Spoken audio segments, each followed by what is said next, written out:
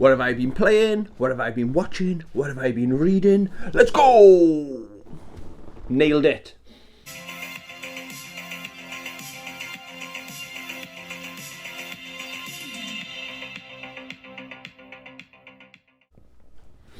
Hey YouTube, welcome to the channel, or welcome back to the channel. I hope you're doing well. Welcome to this week's What Have I Been Playing? What have I been watching? What have I been reading? Very exciting stuff. We're going to have some background music on the go. Listen to some Tekken 8 music. I don't know how loud that is. Yeah, we'll get to Tekken 8. So, I'll bring my table in closer. I hope you're doing well. How's your week been? We made it through another week. It's the highlight of everyone's week. Everyone's dying to know, what's Tony been playing? What's he been watching? What's he been reading? I need to know. Well, calm your tits. I'll tell you. Only played 3 games. That's not much for your boy Tony. Okay, so I think if I cast my mind right back to last Sunday, I played a tiny hour, I want to say, of Final Fantasy X. If you're not aware, this 2024, I've challenged myself. It's not the end of the world if I don't do it, but I want to complete a Final Fantasy game. I've never done it before, and I've decided I'm going to tackle this one first. This is the 3rd time I tried to play it. I said this last week, so I'm gonna do it this time. This is the year I complete Final Fantasy X, I think. If I fall off, I really like the look of Final Fantasy 16, so I might jump ship and try and do that one instead. But yeah, so I played a little bit of that. I continued my playthrough of Cloudpunk. I think I've done either 1 or 2. I think 1 actually went live. It's a nice little game. There's a good story in there somewhere. I'm told, or I've read, or I've researched, it's about 10 hours, the main story in there. You basically, if you don't like fetch quests, don't play this game. But if you're in the mood for a totally different pace of game, and then it's a nice little story, and it's basically, you're a delivery driver in this futuristic, absolutely stunning world. It gives me serious Blade Runner, Akira, Ghost in the Shell kind of universe vibes, you know. And it's quite interesting. I thought it wouldn't be nice if you could upgrade your car. So kind of a spoiler, my delivery car's been stolen. And because you've got insurance through your company that you're working for, Cloudpunk, you get to choose your car. I think it's 10 to choose from, so I've got a really cool new car now. I do recommend it. I'm about 3-4 hours maybe. I'm not sure how far into it I am, but I'm really enjoying it. It's not an expensive game, but it's not for everyone. There's no shooting, there's no fighting. It's very different. It's not in my comfort zone at all. But I really am enjoying it. Change of pace game, okay? I only played that, I think, a little bit. Did we play a little bit Sunday night, maybe Monday, and that was it. And then I got in a bit of a rut then. I'm so excited for 2 games that came out last week. So Under Night in Birth 2, I'll talk about that in a sec, maybe. And Tekken 8. So Tuesday and Wednesday, I didn't want to touch any of the games. Does anyone else get like this? It's a bit weird. I don't want to play another game because I'm so excited for this weekend, basically. So Tekken 8 and Under Night in Birth 2. So the plan was, I thought I'll play Tekken 7 Thursday. Because Under Night in Birth 2 came out. I'll tell you about that in a sec. So yeah, I'll play my last farewell of Tekken 7 on Thursday. We'll just go through the roster and try to find a main. Law is my favourite character that's in Tekken 8's roster, so to carry through to Tekken 8, from Tekken 7 to Tekken 8. So I thought, right, okay, we'll play some Tekken 7, go home from work, check the mail, look what was in the mail waiting for me. Tekken 8 Bambinos.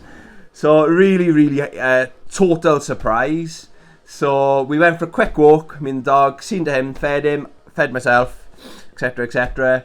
And we have had an absolute blast. I haven't played anything other than Tekken 8 since I had it. So Thursday, we just explored the roster. I think we played every single character. And I probably could main any single character, even Jack 8, even Kuma. The characters I'm terrible at normally. It's such an easy game. It's more accessible, I want to say. It's a good, very good game. I've heard or read the online's a bit all over the place at the moment, but I haven't gone online yet. So I've done all 15 chapters of story mode. I've experienced every single player. I've unlocked all the videos you can unlock apart from 4. There's certain things I need to look into what I need to do, certain requirements I need to do to unlock them. There's 160 odd videos or artworks, and I've unlocked all of them apart from 4.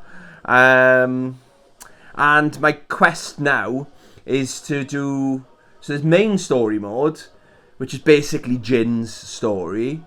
It's okay. It's a bit of a shame, like in Mortal Kombat, there's no main character. You get to play as every single character basically. But this is his own thing. It's mainly I don't want to spoil it too much, but there are parts where you choose who you want to play as in the arena. But yeah, so once you've completed story mode, you do unlock 2 characters extra story modes. And it's 32 basically story modes, and each story mode is 5 fights, okay, of best of 3. So it's a lot of content, and I think already I've done 20 of the 32, so we're well over halfway. That's the way I am with games. If there's something that needs to be unlocked, and I know how to do it, I'll do it. I'm putting the grind in. It's a good way to force you to learn new characters. My main character, the first character I wanted to play as was my boy Victor, and he's my favourite character in it so far. What's the new character's name? I don't want to spoil it. I would say it's someone's daughter, but I'm not going to say who. Yeah, she's my other favourite character. I'll tell you who it is now, actually. Because we've got Tekken in the background. What a great game. Yeah, so my second favourite character is... I hope you can use this chill out music. Reina. But I hate the hair, hate the style, but we fixed it. Trust me, we have fixed her. We're fixing Tekken 7 one day at a time. So yeah, sorry, Tekken 8. Gotta get used to saying that now. It's here, guys, Tekken 8.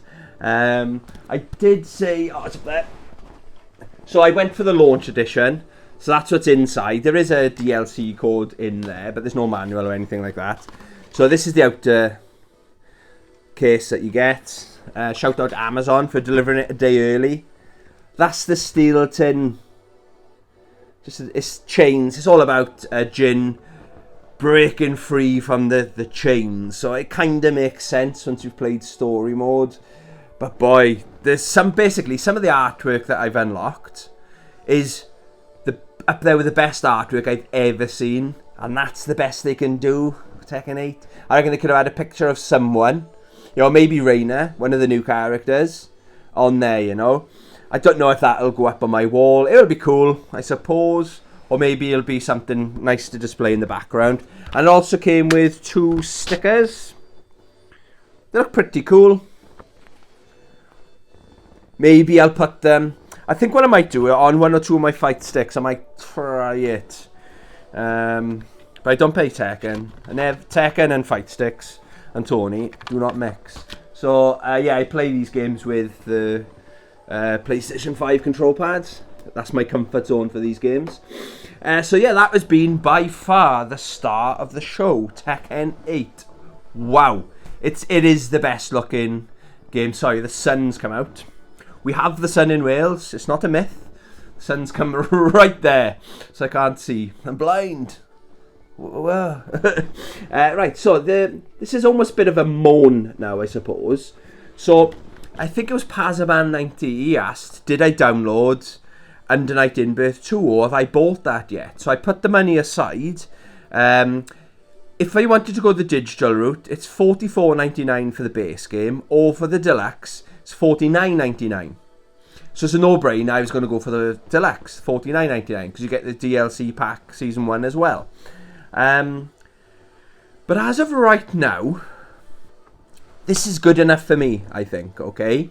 They haven't... It's a smaller company. I do like the game developers, French Bread. I think it's published through Arc System Works, okay? Like Arc System Works do amazing games. The BlazBlue, the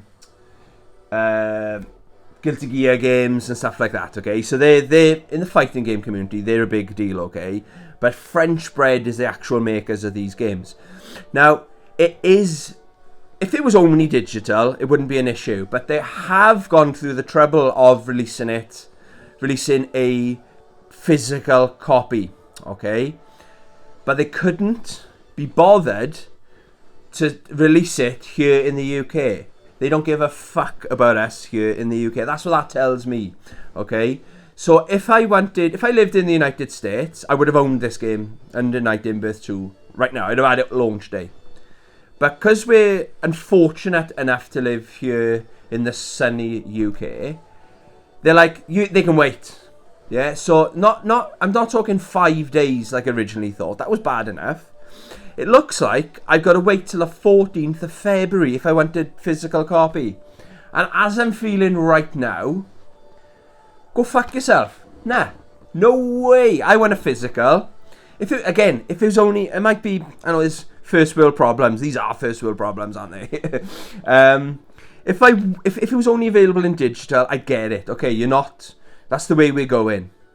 But don't release it in some parts of the world and shit on the rest of the world, okay? So, as of right now, I think I'm gonna... Tekken 8, and not cut my nose off to spite my face, okay?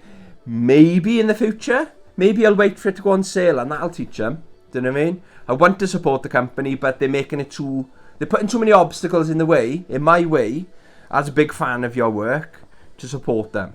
Okay, that's my take on that. Let me know in the comments what you think. Okay, that's all I've been playing. I have one movie night a week, and it was Sunday. I can't see anything.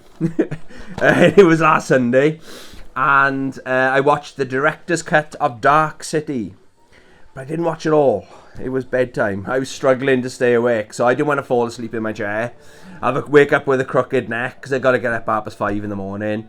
So I get the feeling I'm within the last half hour. It's out there story. I don't know how different the director's cut is to the theatrical release. But yeah, I enjoyed it. So far, so good.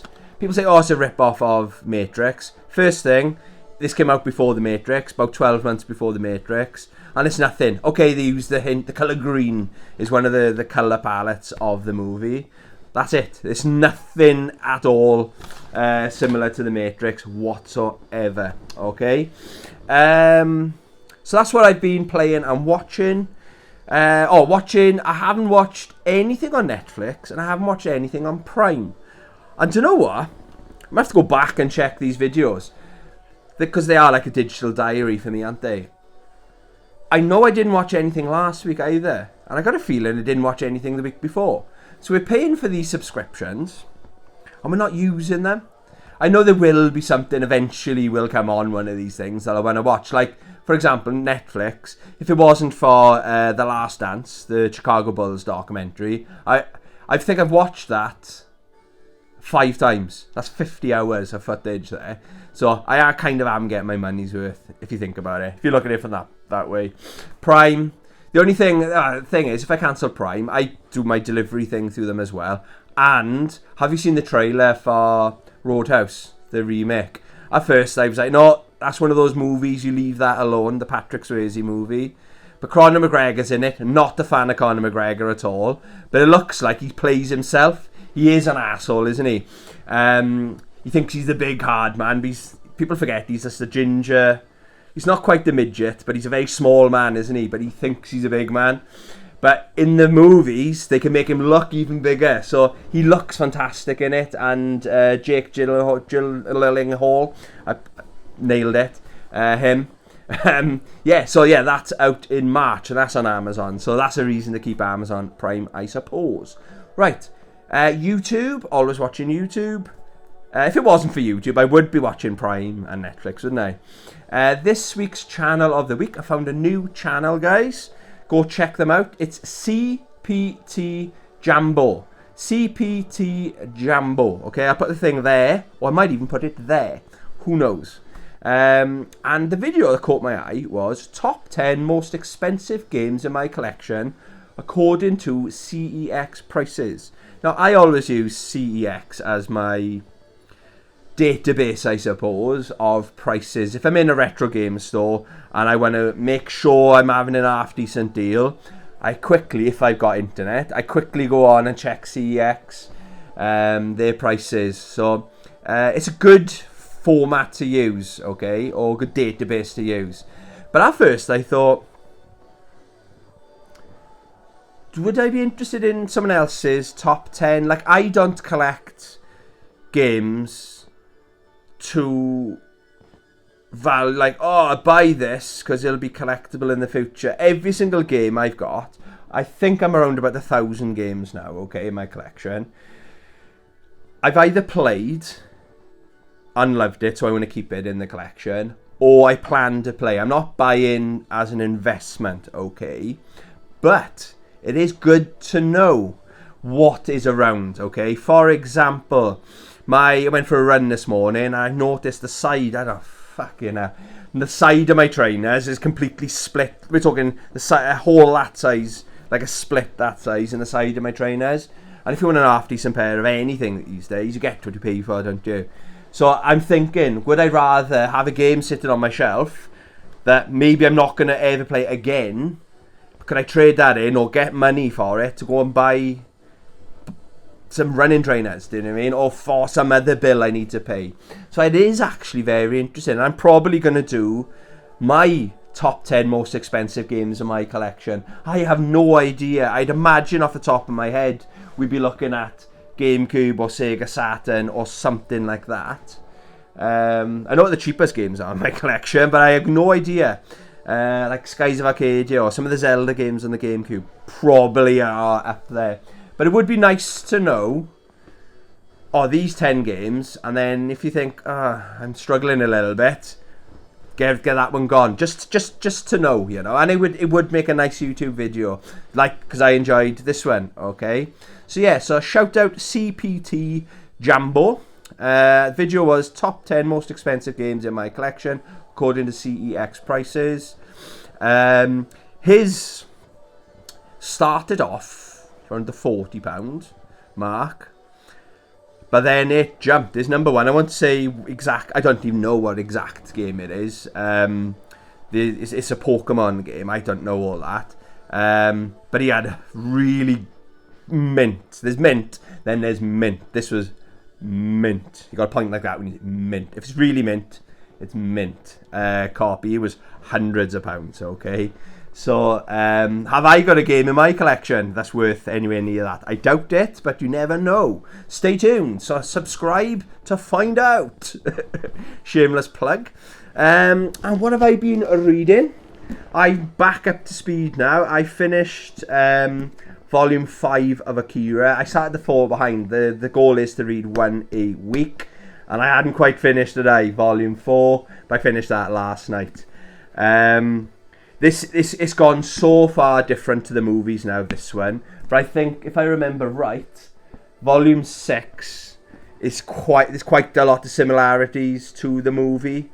And I'm not sure who would have taken inspiration from who, because obviously the movie was out before he finished writing the books, you know. But there's so many, especially in this volume, okay, amazing artwork. Like, normally the format will be your typical format like that, okay? But then all of a sudden, I can't find one now, can I? You'll have, like there now. It'll go massive 2-page double spread. Really excellent. Absolutely excellent. And the way this one finishes, I don't know when they originally came out. I think this version came out in 2011. But imagine like having to, I can't pronounce every word in the dictionary, guys. Imagine having to wait. Literally, it's so exciting. The goodies are about to attack the baddies. It's like this battle that's been building up, and yeah, it's right there. So imagine having to wait for a couple of months until the next volume comes out. Yeah, but obviously I've just got it on my shelf waiting. I've read them before anyway, but yeah, excellent, absolutely excellent series. If you're thinking of getting into manga, Akira's a very good place to start, you know. There we go, that's what I've been playing, what I've been watching, what I've been reading.